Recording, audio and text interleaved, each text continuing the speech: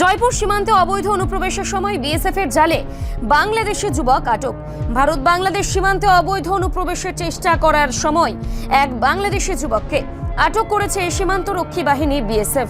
ঘটনাটি ঘটেছে রাজধানীর জয়পুর সীমান্ত এলাকায়।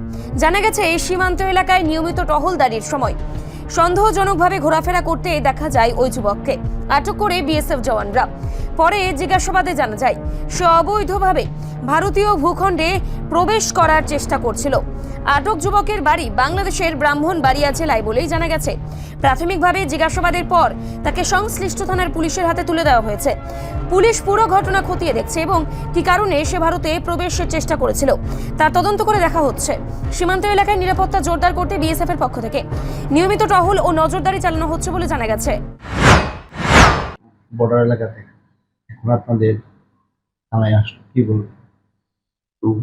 বর্ডার সিকিউরিটি ফোর্সের 42 ব্যাটালিয়ন যে আছে আমাদের এখানে লঙ্কা মোড়ার পোস্ট, সেইখানের যারা বিএসএফ এর অফিসিয়াল যারা আছে, আজকে তারা এখানে ইন্টারন্যাশনাল বর্ডারে এখানে দুজন অনুপ্রবেশকারীকে দেখতে পায়।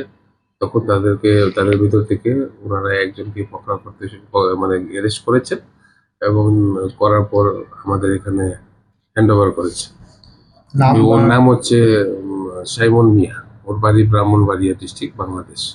সে এখানে অবৈধভাবে প্রবেশ করেছে ভারতে। সমস্ত জিনিসগুলি আমরা ইনকোয়ারি করে দেখছি যে তার উদ্দেশ্য কি, সে কেন এসেছে এখানে, বা তার সঙ্গে আরো কে কে ছিল, তার নাম জানার চেষ্টা করছে। প্রতিনিয়ত এরকম বর্ডারের ফেন্সিং কেটে ভারতে প্রবেশ করছে, পুলিশ এই বিষয়টি কিভাবে দেখছে বা বিএসএফ এর সাথে কি কোনো সমঝোতা বা কাজ করার কি কোনো পরিকল্পনা রয়েছে কি? যখনই এরকম হচ্ছে তখনই বিএসএফ ধরছে, এরকম কোনো ইয়ে নেই। এখানে যখনই কেউ অবৈধভাবে প্রবেশ করার চেষ্টা করবে সঙ্গে সঙ্গে অ্যাকশন হবে এবং অ্যাকশন নিচ্ছে বিএসএফ, নিচ্ছে পুলিশ নিচ্ছে, স্ট্রং অ্যাকশন হচ্ছে। বয়স কত ওনার? ওর বয়স 21। রিপোর্ট সংবাদ প্রতীক্ষা।